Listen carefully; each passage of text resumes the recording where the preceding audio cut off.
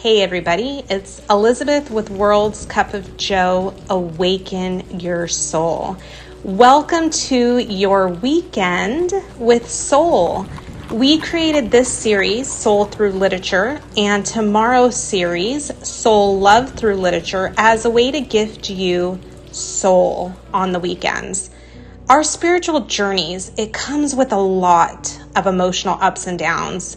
And Joanne and I wanted to create a way to help make weekends all about getting deeper into your alignment, your spiritual ascension, and giving you a new way to focus on being in soul. We hope that you enjoy this series. If you've missed any of the previous episodes, make sure to catch up. We are discussing the soul found in Oscar Wilde's The Picture of Dorian Gray. So with that being said, let us begin this episode. We will sort of recap the last chapter of this novel, where two of the main characters, Lord Henry and his friend and protege, Dorian Gray, have been discussing Dorian falling in love. Dorian tells Lord Henry he was in the right place at the right time and ended up seeing a beautiful young actress in sort of a sketchy dive theater. Upon his first encounter of her, he fell deeply in love and has watched her perform every night since. Lord Henry is wary and cautious of Dorian falling in love, but Dorian doesn't listen to his advice. Instead, he invites Henry and Basil, who is the artist that painted a portrait of Dorian, which this book is called, next to Sybil's next performance, so they can see themselves how wonderful she is. Lord Henry accepts this invitation, and this is sort of where the last chapter ends and where we pick up. In this chapter, we are introducing a couple of new characters, the lovely young Sybil Vane and her mother, who is also an actress at the same dive theater, as well as Sybil's brother Jimmy, who was just enlisted into the military to help his mom and sister with money, and he's about to deploy to Australia. This is where this chapter begins. Quote 1. This episode is going to feel different than previous ones, mostly because there are different characters and the personalities are so different, as well as their perspectives. Lord Henry in the previous chapters has been the main character that injects soul into the quotes, and he's absent from this chapter. But I didn't want to overlook this chapter because there are many quotes in here that actually remind me of soul love, or a twin flame connection, which is the deepest type of unconditional love because it is that of one soul split into two people. If you follow our channel, you'll know that most of our content actually centers around twin flame connections and helping those that are on that journey, because it's what brought Joanne and I to our own spiritual awakenings. So we will deviate a bit of traditional soul in this chapter, and instead we will focus on how the love of Sybil and Dorian reflect that of a twin flame connection. Quote 1. The girl looked up and pouted. "Money, mother," she cried. "What does money matter? Love is more important than money." Sybil Vane. Sybil is telling her mother all about her new relationship and love for Dorian Gray. However, she doesn't know his name and refers to him as Prince Charming. Side note, this was actually the first time in a literary reference that the term Prince Charming had been used up until this point. I put this as the first quote because of the backdrop it sets for the rest of the chapter. Sybil has fallen so deeply in love that it overshadows anything else in her life. She's been acting and working alongside her mother to live and pay off debts. They are poor, and this is the way they have survived. But once she falls in love with Dorian, she could care less about money. And I know that those of you in a twin flame connection will be able to relate to this, because it's like money becomes irrelevant once you meet your person. You don't care about it at all. Now look at the scale of consciousness. Love is a high vibration of soul. Her mother, on the other hand, is expressing fear for lack of money. Her mother is in mind, while Sybil in love is in soul. Next quote. "We don't want him anymore, Mother. Prince Charming rules life for us now." Sybil Vane. Again, for those of you in a twin flame connection, most of this chapter and the way that Sybil speaks about Dorian will resonate with you. When one meets their twin flame, it is like all life as it was known ceases to exist. The center of your world revolves around your person. In this quote, Sybil is calming her mother down because her mother is worried about repaying the man she's indebted to. Sybil tells her mother, "Don't worry, Prince Charming is who she lives for now." When I met my person, anything and everything felt like it was frozen in time. I didn't care about money, family dynamics, anything anymore. All I cared about was seeing and hearing from my person. That was the only thing I woke up for and felt like I was living for. Throughout this chapter, you will get that same sense of energy from Sybil. Quote 3. "The girl laughed again. The joy of a caged bird was in her voice. Her eyes caught the melody and echoed it in radiance, then closed for a moment, as though to hide their secret." This quote is so beautiful. It starts with, "The joy of a caged bird was in her voice." When you met your person, did it feel like you were about to be set free? You may not have known what you needed to be set free from, but regardless, it excited you. It sparked something so deep within that the emotion and energy itself started radiating out of you. I felt this from the first moment I talked with my person. It was an uncontainable excitement. I couldn't keep it within. It was bursting out of me. And my person had referred to me as a caged bird. And I was, for many reasons, including being under the controlling thumb of a narcissistic husband at the time, as well as being trapped in the life we now refer to as our sleep selves. When I met my person, the anticipation of freedom was emanating out from my very core. The next part of the quote, "Her eyes caught the melody and echoed it in radiance, and then closed for a moment as though to hide their secret." The first part of that line just continues the sentiment from what I was saying. The energy penetrates so deep that it shows up throughout your entire being. But the next part, that her eyes close to hide the secret.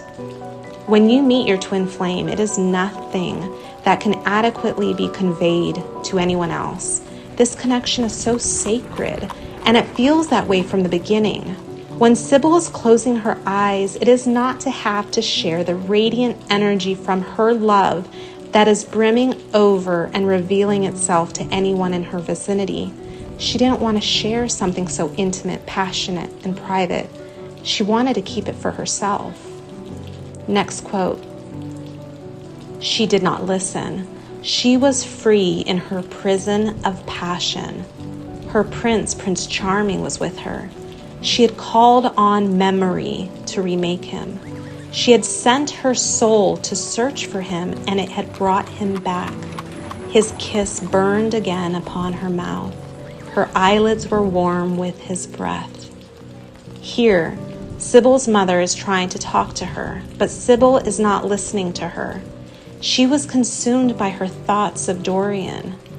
When you think about your twin, it's difficult to think about anything else. It doesn't matter if you're with family, friends, or even in your workplace. Your every thought is fixated on your person. The term prison of passion adequately describes the inability of a twin to break free from the obsessive and compulsive thoughts of their other self. She thinks about him as if he is with her in that moment. The next line, "She had called on memory to remake him." In the addictive energy that soul love creates, all we do is remake our person and our memory to be with us in all moments. It doesn't matter if we have been physically separated for 2 minutes or 2 years. The memory feels like they are with us still. It's because they are, because we share one soul. Listen to what she says. She sent her soul to search for him, and it had brought him back. If that isn't a twin flame line, I don't know what is.